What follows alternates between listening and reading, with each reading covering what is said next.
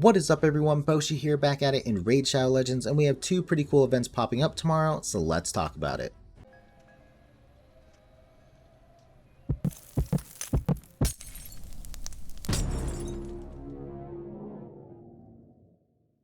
Alright guys, so Tuesday, September 21st, we have two events popping up. The very first one I want to talk about is the Guaranteed Champion event, and this one is going to involve Ancient Shards. Now the Guaranteed Champion is going to be Lady Kimi, the legendary support champion from the Shadowkin faction, and if you don't know how Guaranteed Champion events work, in this case you are guaranteed to get a Lady Kimi by your 150th Ancient Shard. Now that means you can pull at 20 or 30 shards in when pulling during this event. But if you have that horrible luck, you are guaranteed to get that Lady Kimi on your 150th Ancient, and then that will not reset your Mercy counter. Now we're going to go ahead and take a look at Lady Kimi and her kit and see if it's worth pulling during this event, but ultimately I'm going to say this right now that it's definitely worth looking at your account and seeing if it's going to be worth going and getting a Lady Kimi for yourself. We're going to go over her kit like I said, and so we'll kind of go through everything and I'll give you my opinion on everything, but I wanted to say this because even though we should have a 10 times summoning event this weekend, we should be having a 2 times ancient event the following weekend. So if you want to keep and save all your ancient shards for that 2 times ancient, I don't think anyone will blame you. There's a wider range of legendaries that you can get, and Lady Kimi might just not fit your account right now. So just keep that in mind when thinking about pulling for this event. Now the second event I want to talk about is the Drop Fever for the speed set in the Dragon's Lair. That will also be starting tomorrow. Now I know we had a dragon tournament that started up later, or earlier today I should say, but it might be actually worth not doing your auto runs, using your auto runs on whatever else you were trying to focus on, and then starting your dragon tournament tomorrow when the Drop Fever is live, so you have that higher chance of getting the speed set. But yeah, that is all I wanted to talk to you guys about with event wise. Let's go ahead and jump into Lady Kimi's kit and see if she is worth all the hype for this Guaranteed Champion event. Alright guys, so Lady Kimi, the legendary support champion from the Shadowkin faction, definitely looks awesome. Love her weapon, love the glow, but overall just her aesthetic is really cool. But on the A1 we have Lady's Touch, attacks one enemy, then attacks the enemy with the highest turn meter, will attack the same enemy twice if the initial target also has the highest turn meter. The second hit has a 50 or 60% chance if you book it of decreasing the target's turn meter by 15%. So overall a double hitting A1, where you have a chance of decreasing target's turn meter by 15% or 7.5% I guess if you're looking at the higher end dungeons or in Doom Tower. Overall not a bad A1. I do like the fact that you have a little bit of turn meter manipulation on the A1. I do wish it was higher than 60%. I wish it was like a 75% chance or something like that, but overall not a bad ability. On the A2 we have Flurry of Petals, attacks all enemies, has a 75 or 100% chance if you book it of placing a 50% decrease accuracy debuff and a 30% decrease speed debuff for 2 turns. Then also has a 75 or 100% chance of decreasing each target's turn meter by 15%. So overall love this ability.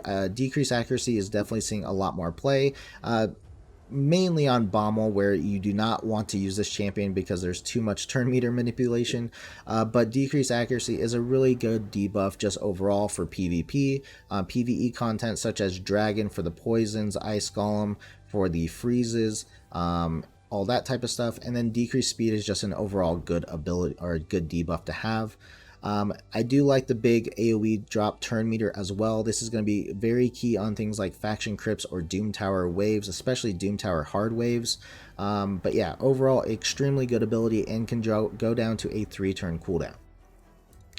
On the A3 we have Spirit Flux, removes 1 random buff from each enemy, then has a 75 or 100% chance of placing a block of buffs debuff for 2 turns on enemies who have buffs removed, and then also fills the turn meter of all allies by 15% and places a 50% increased accuracy buff and a 30% increased speed buff on all allies for 2 turns, and this can go down to a 4-turn cooldown.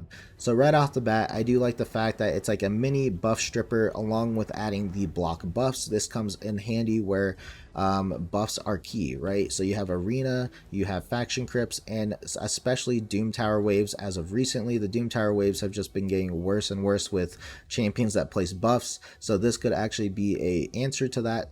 And then I like the fact that it has a turn meter fill along with increased accuracy, increased speed. The increased accuracy I think is a very nice touch, and the big reason why I say this is that sometimes you don't want to build champions with a huge amount of accuracy, and if you know you're going to be running Lady Kimi in a lot of your comps, you can actually purposely build some champions at a lower accuracy because you know you're going to get that increased accuracy in order to land those debuffs. So overall, very good ability, especially on a 4-turn cooldown.